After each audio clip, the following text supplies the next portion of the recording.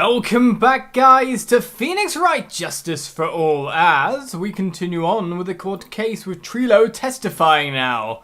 That's enough. I think we all get the picture, says the judge as we move along. It's time to cross-examine, after all. Just one thing. You said you ditched the clown.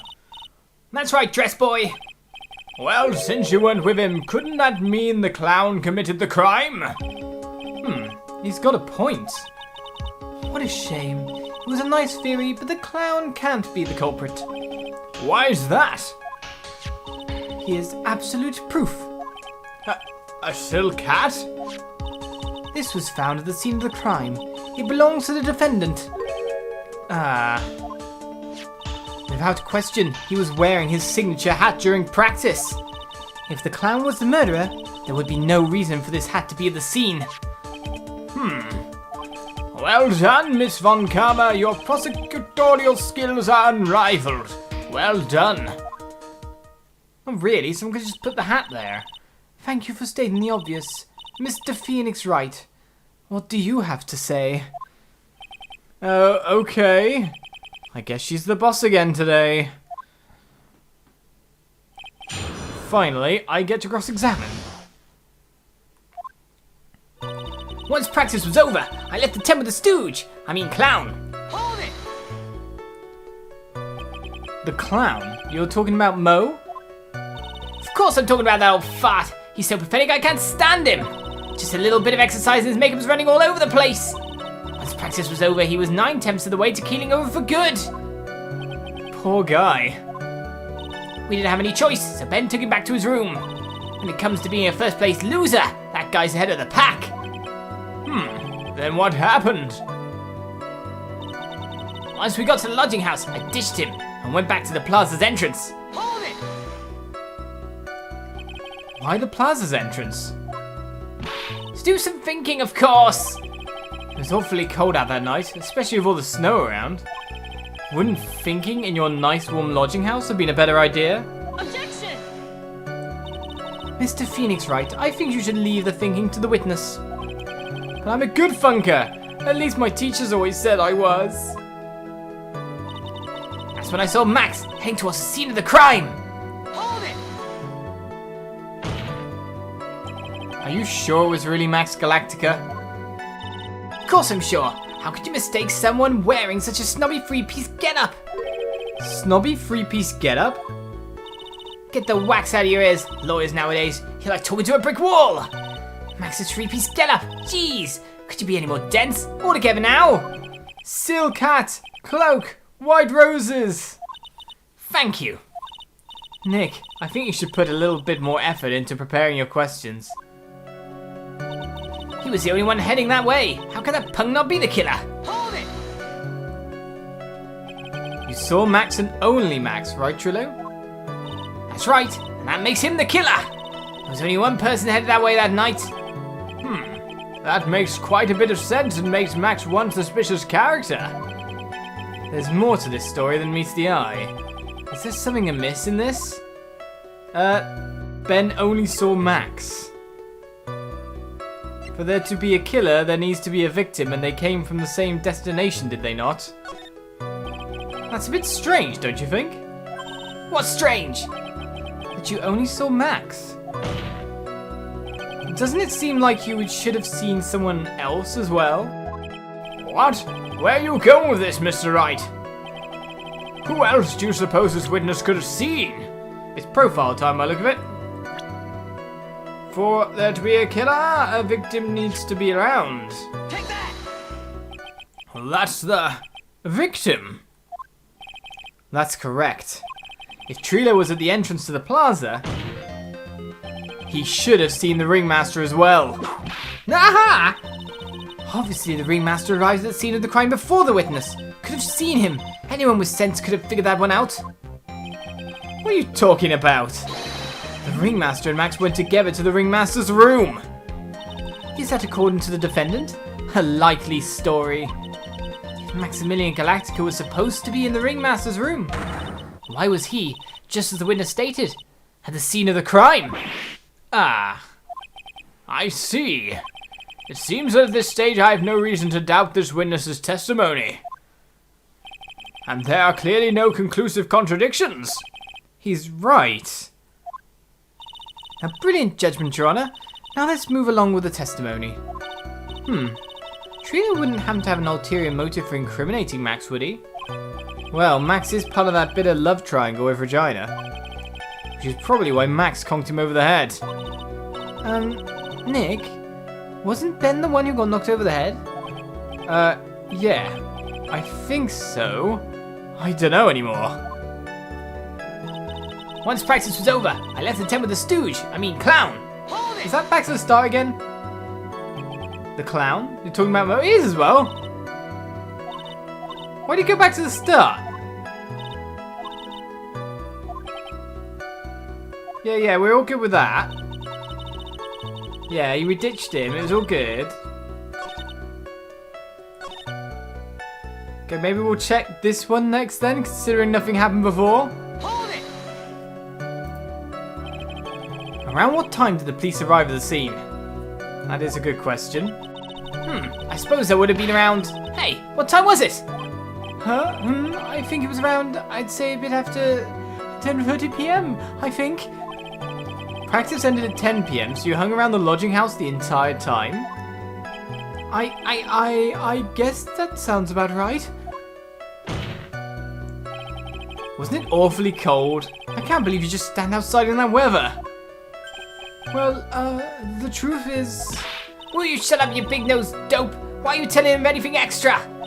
Why can't you believe that we just stand outside in that weather? Well, maybe you were waiting for someone?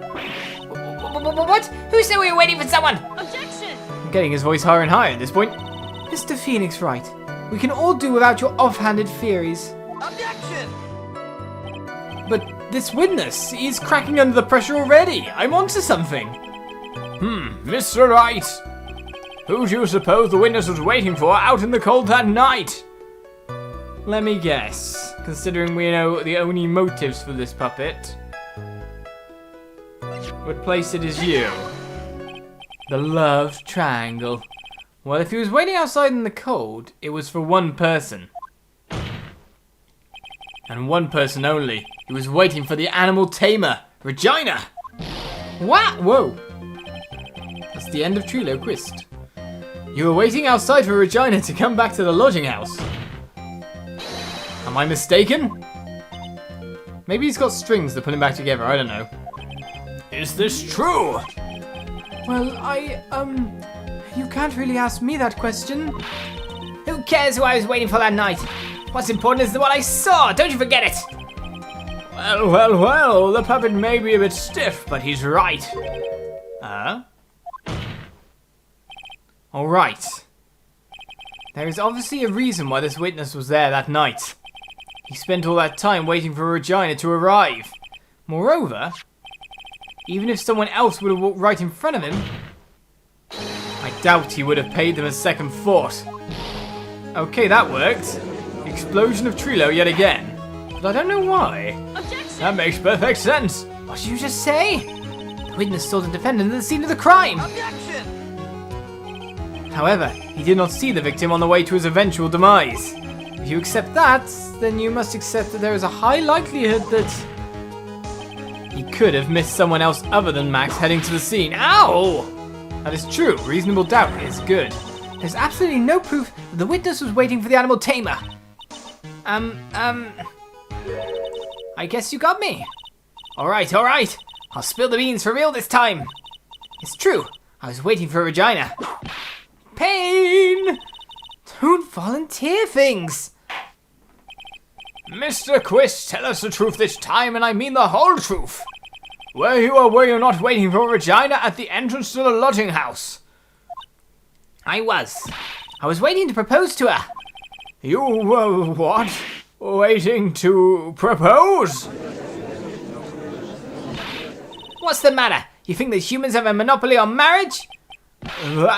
The matter of puppet marriage is not under review in this case. You're the judge. I mean, look at that horrible outfit. More pain! Thanks to your bumbling, my perfect plan is not so perfect anymore. Now we have to waste time getting to the bottom of some silly proposal by a puppet. Do we now? Okay, let's do this. This is weird. Don't be so surprised that I was going to propose to Regina. I even had something to give to her. I kept it in my pocket, waiting for the chance to propose and give it to her. Of course, I also had it in my pocket that night. It was a present for her. In the end, I wasn't able to give it to her, so I've still got it in my pocket. Well, blatant lie. You are going to propose? You? A puppet? Don't be so obtuse. Just because I'm a puppet doesn't mean I can't love. I guess you're right. Just because I'm old doesn't mean I couldn't propose to her too. Exactly. His honor is looking a little less than honorable right now. Okay, Mr. Wright, please continue with your cross-examination. What was with that sigh at the end? Right then, so about the proposal. Don't be so surprised that I was going to propose to Regina. Hold it! Tell us more. By proposal, you mean proposing marriage, correct? To Regina. Of course, that's what I meant. What kind of stupid question is that? I wasn't going to propose that we become some sort of outlaw biker gang together. Right, Ben? Yeah. Got it? That's the truth. I even had something to give to her. I kept it in my pocket, yes you did. But what did you have to give to her? What was it exactly you planned on giving her? You know exactly what I was going to give a numbskull. The only thing I could find that could match Regina's beauty. Answer his question. What was it? You're going to die when you hear this. It's an engagement ring. Engagement ring? Wow, those two nearly fell out of their chairs. Mr. Phoenix Wright Joker's gone too far. Time for this to end right here. Francisca's whip looks like it's about to lash out at almost anything. One hit from that thing will probably shut someone up for a long time. Pain equals bad or push on anyway. Pain equals bad sounds like a proper... Yeah, that's true. This formula is irrefutable. But there's push on because hopefully she doesn't whip me. It may be something of a joke, but this is a historic moment. The first time that a puppet has ever proposed to a human. Ow! I advise you to cut this argument short. I'm going to have to agree with the defense here. Will the witness please revise their testimony? Specifically about the engagement ring. I like to stick to facts, not sociology. You're sure to enjoy sweating the details, especially for a man in a black bathrobe. I plan on giving an engagement ring to Regina. Hold it! An engagement ring? It's actually a diamond-shaped stone cut from glass. Even more brilliant than the real thing. I think Regina is going to love it. It's just a ring. What's the matter, Nick? Well, there's got to be something I can catch him on. Well, of course, we know the ring, but it's not the right time, is it? It's more the fact that we've just drawn out that that's what it was, and then he's kept it in his pocket, so the statement we're really presenting to here is this one here, because that's irrefutably wrong. But if we didn't press up to that point, we would be messed up, wouldn't we? Hold it! Whose pocket was the ring in? That's what I want to know. Was it in Ben's or was it in Trilo's? Mine, of course. What a stupid question. You gotta be kidding me. You think Ben can pull that off? I'm sorry. Really? You don't have to apologize for that. He's the one who should be apologizing. Really? Of course, I also had it in my pocket that night. It was a present for... Well, let's just cut to the chase here, because we pretty much know that must be what it's for, or the point that I'm looking at. Objection! To be honest, I could probably do it anywhere, because everything's about the ring. Trilo, do you mind if I show you something? What is it? What are you talking about? Uh-oh, looks like they're going to double team me now. Do you recognize this ring? Ah, that's mine. Give it back. Thief, thief. Didn't you just testify about this very object? I believe you said, in the end, I wasn't able to give it to her, so I've still got it in my pocket. Why then do I have it right here? Ah! Why is he blowing up every time? What is going on here? That's... Ben, say something! Don't put me on the spot like that, Trilo. I found this in Money's room. Money's room?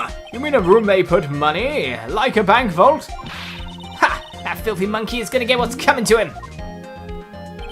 Mr. Quist, I would prefer if you avoided slandering innocent fiats in my court. Well, Your Honor, Money really is a monkey in every sense of the word.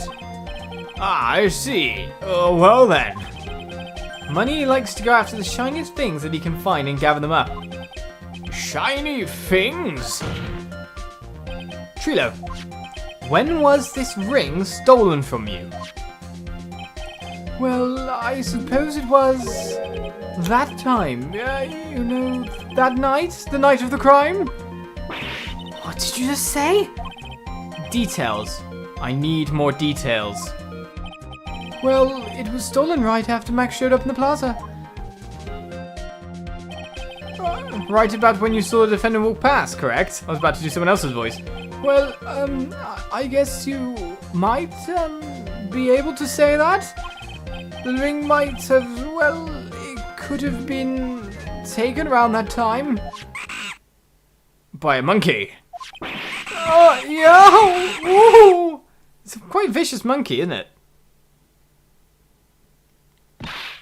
Ben, what's with you? Oh, whatever. It has nothing to do with anything, especially not who committed the murder. It's not for you to decide what has to do with what. Now, Trilo, back to the topic at hand. I haven't admitted a thing, not I, Mr. Trilo Quist. What did you do when the ring was taken, Trilo? You know exactly what I did. I chased after that ring-snatching monkey Money. But you weren't able to catch up with him, were you? It's all this slow, loafy fool called Ben's fault. While he was fumbling his way through the snow, that dumb monkey was able to get away. That is indeed an incredible shame. Well, this does indeed prove one very important point. Prove an important point? What point could that possibly be? Ben doesn't exercise enough, or Ben's testimony has a flaw. There's a huge contradiction in this witness's testimony. Contradiction? You know it too. The witness just testified to the following effect. Up until the police arrived, he didn't move from the entrance to the plaza. However, the witness just stated that he chased after Money the monkey. When the witness was off chasing Money, there was no one watching the plaza. What is the meaning of all this, Mr. Phoenix Wright? Where are you going with this little theory of yours? I'm saying that there is no possible way that this witness saw the plaza the entire time. That's where I'm going with this little theory, which leads me to my next point. It is entirely possible that someone other than the defendant was at the scene. Interesting, Mr. Wright. Well then, tell me this, Mr. Phoenix Wright. Do you have any proof that something slipped past this vigilant ventriloquist? Objection! Well, he obviously didn't see the victim, the ringmaster, arrive on the scene. However, that doesn't change the fact that he saw the defendant arrive. The witness is lying. He is blinded by his rivalry with Max. Well, the defense's argument does hold water. This witness does have a history of animosity towards the defendant. What? How dare you? I wouldn't lie just to get that dog-face in trouble. He's not even worth it. I saw him, no doubt about it. I saw that worthless liar. Oh, well, just for clarity's sake, let's flesh out exactly who you saw on that night. Ha! I told you so many times. You think you know my story's not changing? You've already changed your story, stick boy, and I'm sure we'll change some more. Where there is one lie, there are usually many more behind it. Exactly, Mayor. That's why we have to keep after him. Yeah! To be honest, he's already pretty done. Let's hear the testimony. I'll give you that I was waiting that night for Regina. That doesn't change the fact that I saw Max in the plaza that night.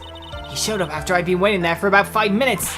I said good evening to him, but he didn't even acknowledge my presence. I'm absolutely sure it was him. I saw Maximilian Galactica at the scene.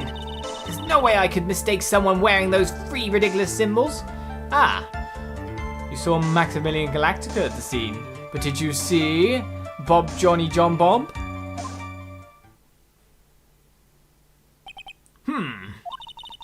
So that means the money didn't show up until after you saw Max? That's right. Money ran up less than a minute after I saw Max. And Money snatched the ring, and you went chasing after him. How long was it until you came back to where you were waiting? Well, let's see. I'd say about... I suppose 5 minutes, I think. So the victim could have arrived on scene in that 5-minute stretch. Mr. Wright, please proceed with your cross-examination.